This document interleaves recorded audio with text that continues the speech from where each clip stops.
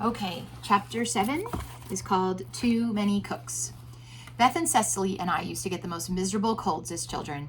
I can still remember the feeling. My nose would be blocked, all my sinuses throbbing painfully. The area under my nose would be sore with rubbing against my hanky. My lips would be cracked and dry from breathing through my mouth. My eyes would run and my head feel as though it was full of porridge, thick and hot. The season of colds, which ran all the way through to the end of February, started in November, when the magical golden enchantment of autumn days, the wine of the seasons when the year held its breath at the approach of frost and fire, turned into the raw damp of the back end of the year, clogging leaves packed underfoot and chilling fog pervading everything. If I had to draw a picture of November, I think I would draw an old man in a gray Macintosh blowing his nose. Even the smoky delights of fireworks and baked potatoes on bonfire night do no more than hold off the depression of those creeping fingers of darkness and cold. I turned 15 at the end of October and had no sooner celebrated my birthday than the 1st of November found me flushed with fever and thick with, I don't know this word, Catarrh, catarrh? I don't know what that means, some sort of fever. I moped and sweated under a mound of blankets in our frosty bedroom for a day, and snuffled and dozed through a delirious night, and then by morning the fever had subsided, and I was left feeling weak and fractious, with the thick-headed, mouth-breathing, runny-eyed misery of a streaming cold. When the others had gone to school, Mother lit a fire for me to sit by and made a nest for me on the sofa. She gave me hot elderberry cordial to drink and made me inhale steam from a great enamel jug of Friar's balsam dissolved in boiling water. I began to feel more cheerful, enjoying the luxury of being pampered and waited on, and I was looking forward to the afternoon when Cecily, who had so far escaped my cold, was to go shopping with Grandma, and I would have the precious treat of Mother's company all to myself for a whole afternoon. I think Mother was longing as much as I was for an afternoon without Cecily. I had been short-tempered and irritable all week, and Cecily was like a simmering volcano at the best of times. Feeling too unwell to summon the patience and consideration she needed, I had fallen out with her before breakfast. She was ready to pick a fight with anyone by lunchtime. Mother's patience was wearing thin too, but she managed to humor Cecily into eating her lunch, a thick vegetable soup with hot brown rolls and creamy butter that I could not taste. Then Mother swathed Cecily in her brightly colored scarf, gloves, and hat, and buttoned her duffel coat on over the top, and then stood her on a chair in the window to watch for Grandma. She stood very still, looking with great concentration at all the passers-by. "That's not Grandma, that's not Grandma, that's not Grandma, Grandma!" Grandma swept Cecily up into a big hug as she came in from the cold. "There's my precious. Are you ready? Round the shops, then tea at Betty's and back in time for bed. All right, Mommy?" "Sounds good to me," said Mother with a smile. "Bye-bye, Cecily. Have a lovely time. Here, you haven't got your shoes on." "And how are you, Melissa?" asked Grandma, as Mother fastened on Cecily's shoes. "Better for a day in bed, I expect. I'll pick you up some of my herbal linctus from the pharmacy. That'll frighten any cold. See you later, then, ladies. Enjoy your afternoon."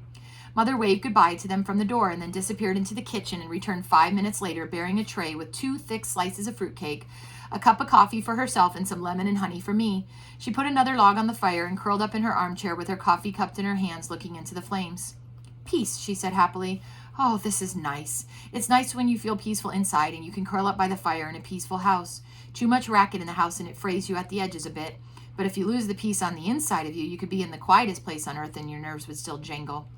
I ate my fruitcake slowly. It's so difficult to eat when you have to breathe through your mouth. I felt quite exhausted by the time I'd finished.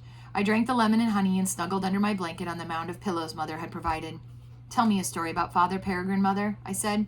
She gazed into the fire, thinking, seeing, far away, and then she smiled. "I never told you Brother Cormac's story, did I?" she asked. "No," I said. "Tell me. He was one of the novices, wasn't he?" "He entered at about the same time as Brother Theodore, 2 years after Father Peregrine was attacked and beaten by his father's enemies. In those days, the novitiate lasted only a year before a monk was solemnly professed. Nowadays, it's a matter of years. Brother Tom was a novice longer than most. He entered just over 2 years before Cormac, but was with him in the novitiate for 6 months too. At the time of this story, Brother Tom and Brother Francis had just made their solemn profession, and Brother Theodore, Brother Thaddeus, and Brother Cormac were left in the novitiate, along with a young man named Gerard Plumley, who had not yet made his first vows and had been given his new name. Brother Cormac was an Irishman. He was a long, thin streak of a lad with a wild tangle of black hair and eyes as blue as Speedwell. He had been an orphan since he was a tiny child. His mother and father died together in the seas off the coast of England when the ship in which they were crossing the Irish Sea was hit by stormy weather and floundered on the rocks. A wreck always drew a crowd, some to loot, some to watch, and some to save lives. Under the grim sky and against the squalls of wind and rain, men dared the savage sea and brought to shore as many of the dead and the exhausted survivors as they could find. They found Cormac, only a baby then, about Cecily's age, clutching tightly to his drowned mother, terrified and half drowned himself, and they left it to the gathering of women on the shore to separate the two. They also saved from the wreck an Irish merchant who had made his home in York and had been returning from a visit to his family in Ireland. The merchant recognized the scared waif and was able to identify the child's father among the dead. The fishermen and the other local folk had mouthed enough to feed at home, and nobody knew what to do with the orphan child. He had fought and scratched and bitten his rescuers as they prized him free from his mother's body, but he sat quietly enough now, wrapped in a blanket on a bench in the inn which had opened its doors as a refuge. The Irish merchant had no little ones of his own, and looking down at the blue eyes, great with terror and shock, in the child's blanched face, he took pity on him, and being full of gratitude to God for his own deliverance from the wild sea, he took the orphan home for his wife to care for. This impulsive gesture of generosity they often regretted, for the black-haired, blue-eyed elf of a baby grew to be a wild, wayward, moody boy who brought them more headaches than joy. When he was 18, the earliest the monks could take him, his jaded foster parents steered him firmly in the direction of the cloister, feeling that they had done their fair share and more of giving house room to this difficult charge. They thought of the monastery because one of his unreasonable habits was his flat refusal, since he was 8 years old, to eat anything of flesh or fowl or fish or even eggs and milk. His distraught foster mother had thought at first he would be ill without such wholesome food, but he proved healthier than all the rest of the household on his dried beans and vegetables. And besides, it was more trouble than it was worth to try to dissuade him. Early conversations had gone something like this. "Drink up your milk, my lad. It's not my milk, it is for the calf. Daisy the cow doesn't mind you drinking a drop, my poppet. If it is not true, you have taken her calf away. She cries for her calf. She's only a beast, my pet. She won't fret long. Drink up now. It's the calf's milk. No."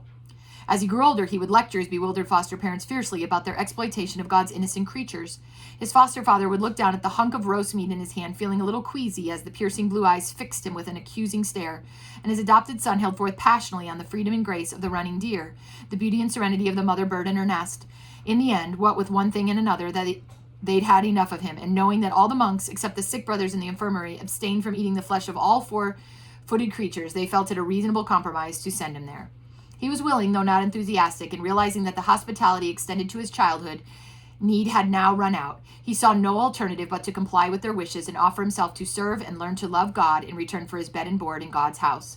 He was fairly horrified to discover that there he would eat what he was given and make no complaint, and he submitted to the repulsive discipline with a bad grace and a churning stomach. He did not make himself popular in the first months with the community. He was more than a little touchy and inclined to take himself seriously and bear a grudge when anyone offended him. In truth, he was more at peace with the animal kingdom than with mankind or with himself. The one person he did go to was Father Peregrine, fortunately, since he was entering a life that would involve vowing himself to total obedience to the abbot of the community. When first he was brought to the abbot by his foster parents, he looked at the lean hawk's face with its savage scar, the still twisted hands, and he felt an unfamiliar stirring of compassion. Equally strange to him was the uneasy feeling of inadequacy that grew in him as the calm, shrewd eyes appraised him.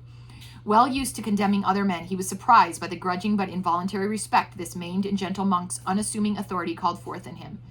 As time went on, the grudging respect developed into a fierce loyalty, and the incidents of humble pie and Brother Thaddeus's confession made their mark on him and won his affection. He was grateful, too, that Father Peregrine acknowledged his Irish origins in giving him the name Cormac. Thus it was that Brother Cormac began to love, who had never loved, who had taken the tenderness that should have been for brother and sister and mother and father, and given instead to the birds and the beasts, because they could never be his kin, and could never hurt him by feeling lost to him. So he began awkwardly to unfold. In his first weeks in the abbey, Brother Cormac had been put to work in the scriptorium, but his restless and discontented spirit was unsuited to the disciplined and painstaking work. After his naming and clothing, he was moved to work in the kitchens, which proved equally disastrous. He and Brother Andrew took an instant dislike to each other, and the sparks flew at every encounter. Brother Andrew provoked him by making sarcastic comments to him if his work was badly done, and Cormac, though he was not openly insolent, yet managed to convey his dislike and contempt for the old man in every look and gesture.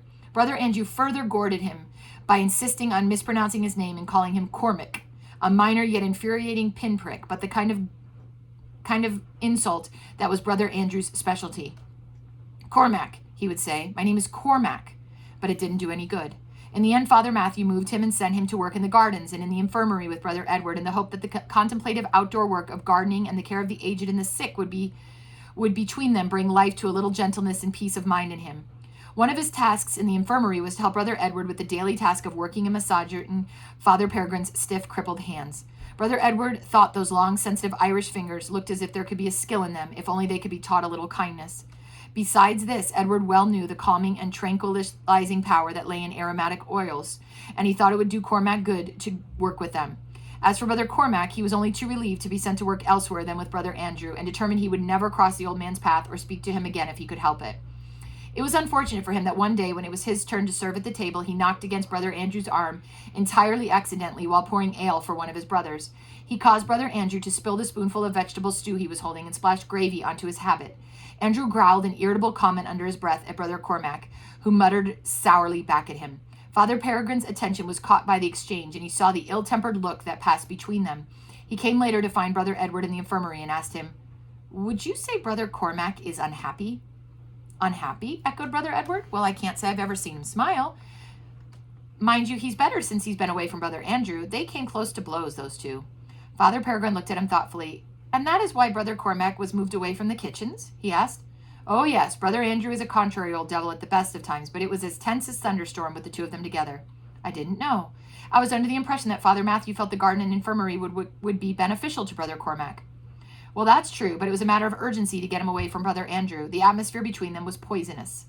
"He'll have to go back to the kitchen then," said Father Peregrine. "No, it's no good, brother," he insisted in response to Edward's gesture of protest. "There's no place in monastic community for enmity and quarreling. Somehow or other this must be resolved." He discussed the matter no further with Brother Edward, but went straight along to find Matthew. The day following, the novice master sent Brother Cormac back to the kitchen to work, and Gerard replaced him in the garden and the infirmary. Cormac was to continue with only one of his former tasks in connection with the infirmary. As they were so busy at this time of the year, it was a raw, damp October, with bronchial coughs and feverish colds, he was to keep on his daily job of working with Edward on Father Peregrine's hands, at least until the winter ailments had run their course. That this was mainly for his sake, to give him a restoring space in the midst of a difficult day, did not occur to him. He was merely appalled to find himself back in Brother Andrew's company. A picture of sullen resentment, Brother Cormac presented himself in the kitchen after the morning instruction in the novitiate, to be greeted by the sarcastic old cook's, "Good morning, Brother Cormac. Better late than never. Would you prepare that pile of chicken livers yonder for the potted meat?" "Cormac," the young man replied through clenched teeth, and turned to his work. His gorge rose in disgust at the sight of a pile of chicken livers sufficient to feed 30 monks, and he seethed with rage and resentment that Brother Andrew should have designated this work to him. Grimly he set to work, and a long job it was, too. It was well on into the morning, as things were getting busy towards lunchtime, that Father Peregrine came into the kitchen. The working area was not very spacious, and the staff were hard to fit around each other as it was, so it was with a frown of annoyance that Brother Andrew broke off from his work to attend to the interruption. "I'm sorry to trouble you, Brother Andrew," Father Peregrine began courteously. "I should think you are if you want your lunch on time," was the reply he got. The abbot looked a little taken aback, but persevered. "Brother, I've come to beg a favor of you. You will probably know it is difficult for me to maintain much movement in my hands, especially as I have no form of work for them in the course of my duties but a little writing. I wondered if I might come in here and work for a while each morning, so as to stretch them a little further." Brother Cormac looked up from the mangled pile of poultry offal. He was mildly surprised and puzzled. They all knew, that Father Peregrine hated to draw attention to the state of his hands. As he spoke now, his stiff formality sounded awkward and reluctant, as though he was wishing he could escape from Brother Andrew's irritated glare. There was something odd about it. Cormac looked at Brother Andrew to see how he would take the suggestion. Brother Andrew was staring at Father Peregrine in exasperation. His kitchen was crowded, and he had enough already to plan and arrange, but a request from the abbot was an order, however politely phrased. He had no choice but to obey. He didn't, however, have to be cheerful about it. "Father, this is my busiest time of day. I cannot stop for conversation now. If you think it would be helpful to you, then come, but you'll have to keep yourself from under my feet. This kitchen is cramped enough already. I have no space for a lame man going to and fro. No doubt I could think of something to occupy you if you'll keep to a corner out of the way, but come tomorrow early, not now, because I'm run off my feet already." And with this gracious speech, Brother Andrew turned back to his work and left Father Peregrine standing. Cormac, watching, saw the muscle flex in Peregrine's cheek, and saw the imperious flash in his eyes, saw him draw breath to reply, but then he set his lips firmly, bowed his head, turned, and limped out of the kitchen without a word. Recognizing in that flash of the eye a spirit as fiery as his own, Cormac's proud heart paid unwilling tribute to a self-control he knew he could not match if he tried. And that's going to be the end of part 1 of chapter 7 of Too Many Cooks.